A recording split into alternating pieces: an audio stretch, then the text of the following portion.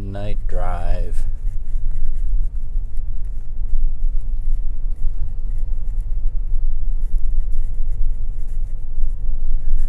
You're gonna wake up and see what's going on in the world.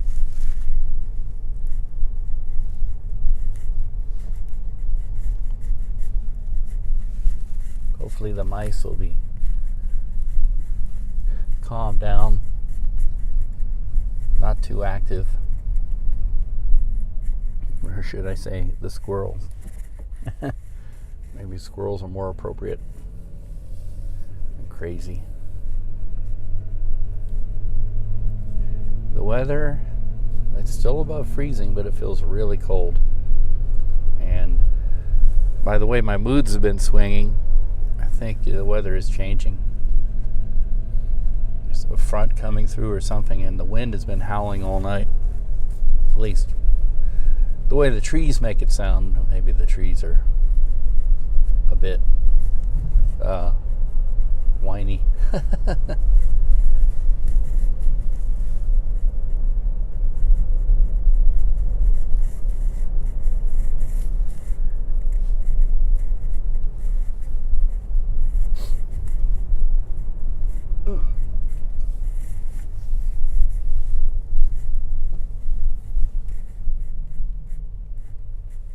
Here in Kansas City, as well as the rest of the country, we're just kind of anticipating what the insurgents are going to do. The Boogan Army. FBI has said that they're going to show up armed at all the state capitals and the national capital and quote unquote protest.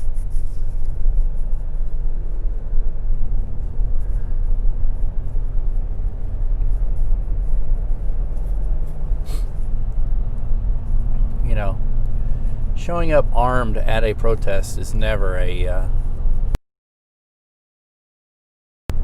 smart thing to do. Second Amendment or no Second Amendment. I mean, if you want to have some security people present, maybe, but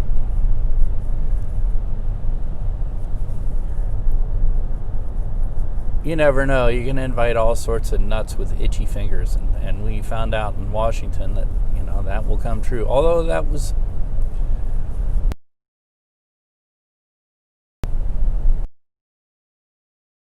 to admit right now, it was really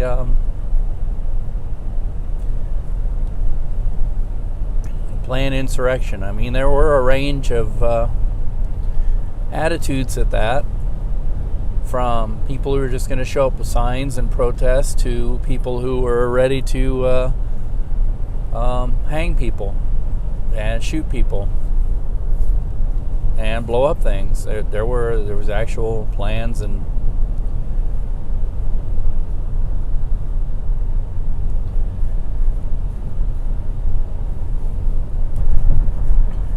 I don't know. It's kind of like saying Washington was an impromptu thing, like the Murrah Federal Building was an impromptu thing. I was just there to protest with my big truck bomb, and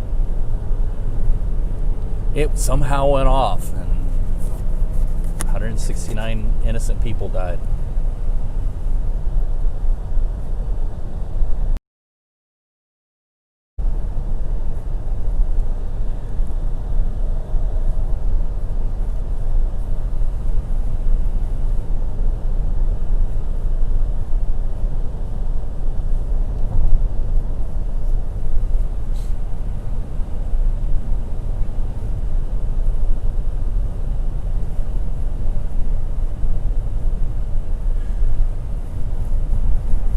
Even talks of people say that some of the friendly Congress people actually brought some of the insurgents into the Capitol building on tours, which were not, that's tours in quotes, which were not tours. They were scouting missions, knowing what they're doing. This was a pre-planned event, so Everybody's on edge now. What more of these quote unquote protests / pre-planned events are going to happen? Are we really trying to take one of the greatest nations on the earth and turn it into a war zone like Libya, or like Syria, or like Afghanistan?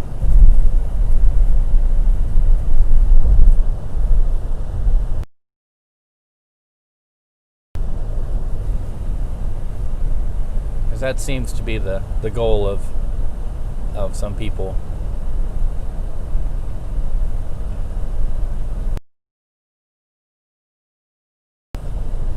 It won't be like 1776. It won't be militias showing up with their muskets to face off against a evil imperial army here to occupy. It'll be more like modern war, an insurgency. It wouldn't even be like 1861.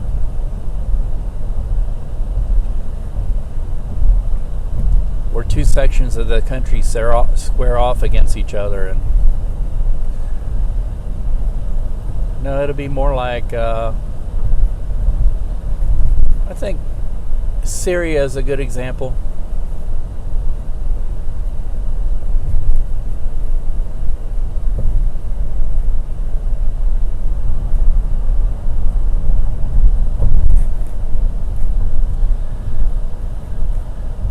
So if people don't really care about their families, their children, or even themselves, which an indication that some of the people that we've seen show up at these events, that does match their description. They're in it for like a deep, dark fantasy of what the world is like.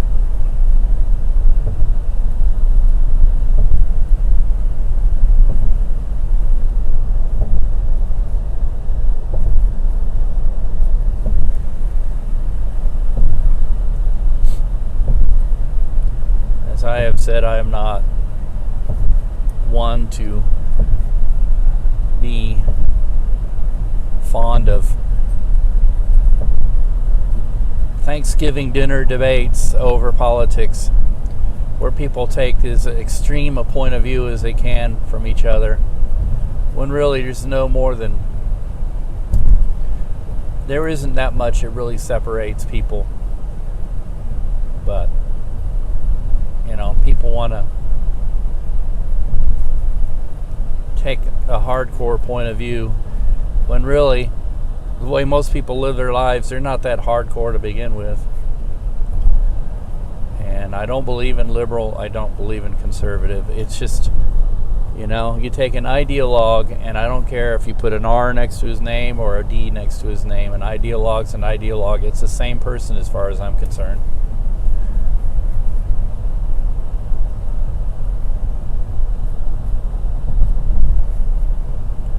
People want to destroy this country.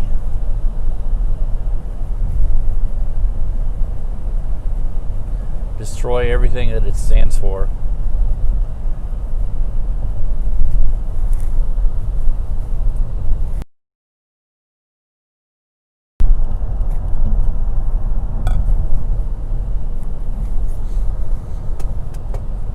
That is pretty ridiculous.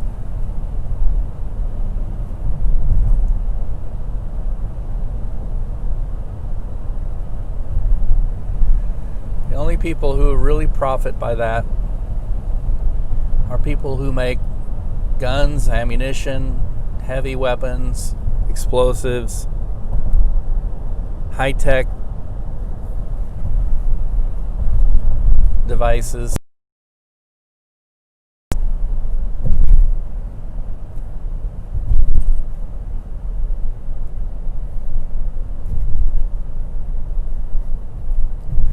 The rest of us just get to lose.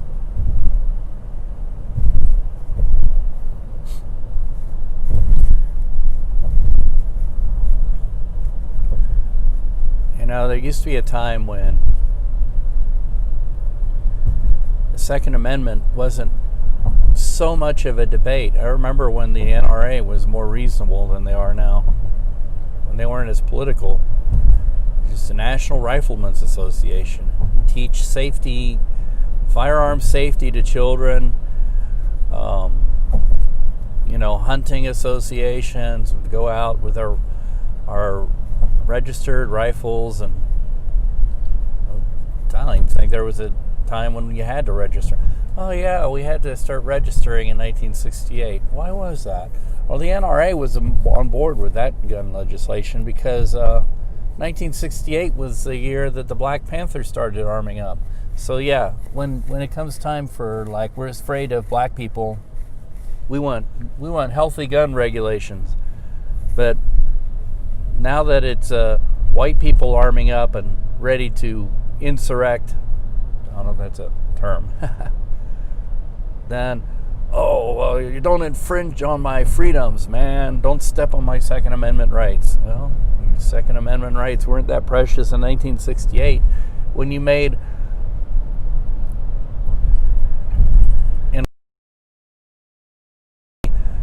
closely matched to the 1938 German firearms legislation under the Nazi leadership.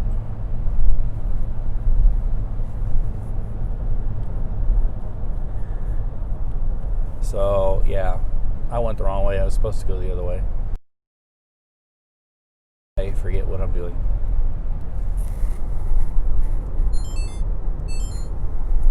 It is midnight.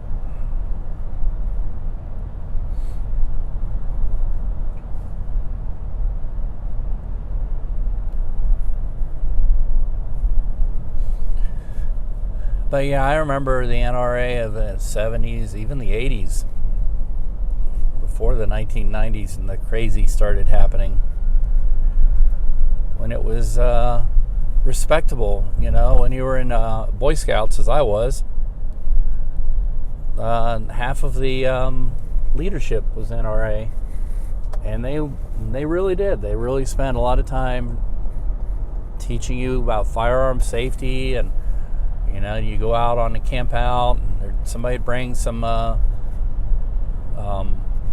firearms to show the whole troop and let us all practice on them. And I remember the black powder guns, and we hated the black powder guns. It seems like there's always that with like a percussion lock war era stuff. It seems like when that cap would go off, a spark would hit you in the cheek and burn you.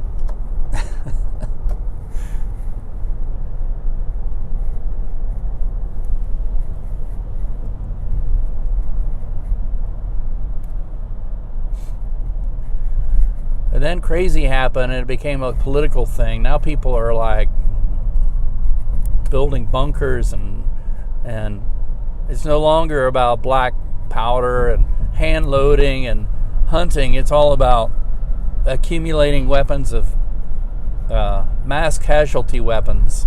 And what I mean by mass casualty weapon are weapons that are designed essentially to do one thing, and that's create mass casualties among humans. Weapons of war.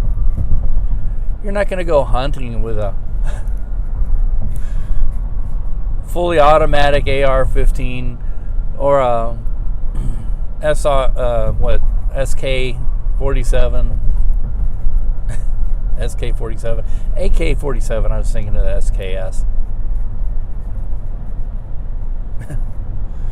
Although I do know a guy who happens to be quote-unquote liberal who collects the AK-47s. He loves playing around with those. But he's not arming to the teeth to protect from the heathen hordes, to protect democracy from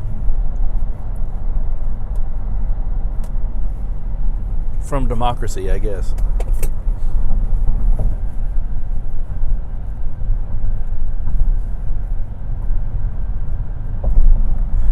And I find it really ironic that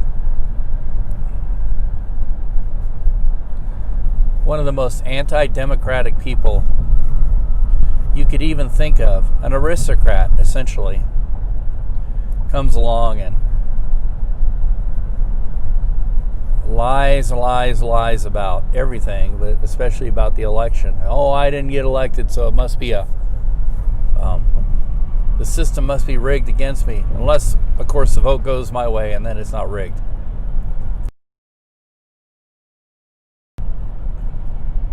But the most aristocratic dictator wannabe bleats about freedom and democracy when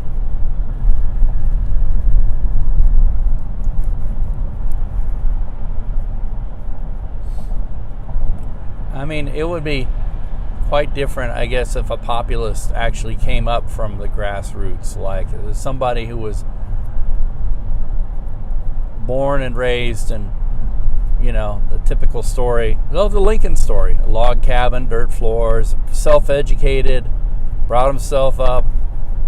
Well, no, he had a family, which was a more typical story from the 1830s, 1840s. Everybody knows that Abraham Lincoln and Jefferson Davis were born about 200 miles apart. I believe both of them were born, was it Kentucky? No, Abraham Lincoln was not born in Illinois, I don't think. But he came up in Illinois. Oh man, I lived in that part of Illinois. You cannot fart anywhere in that part of Illinois without it being like within the range of somewhere where was a lawyer here, Lincoln was a judge here. I worked in Sangamon County, and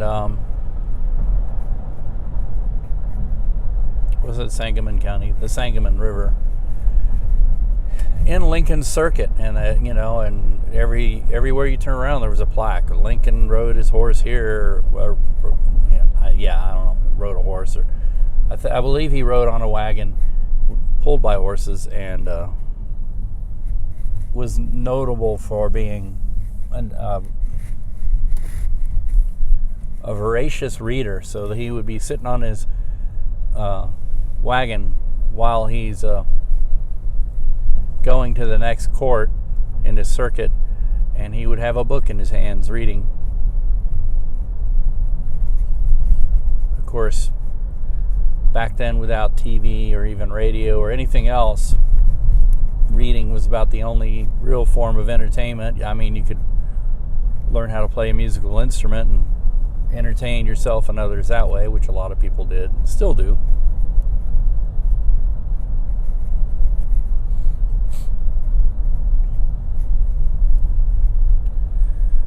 That, back then, oh man, Lincoln is an abolitionist. We can't have this. He's going to take our slaves away. Doesn't that sound familiar? Oh no, we can't have these Democrats. They're going to take our guns away, ruin the American way of life. Well, it's all about race. Back then it was about race too. Ruin our southern institutions. The institutions of aristocrats and serfs. A lot of people don't talk about that, how the southern model of the economy was that there were the aristocrats, and then you had their slaves, which were imprisoned African people who were brought to America and made to work for free. But then you had basically in the South, much to speak of. There's a few exceptions. The city of Atlanta was an exception. Well, anyway, I got to end this here, so woo-hoo.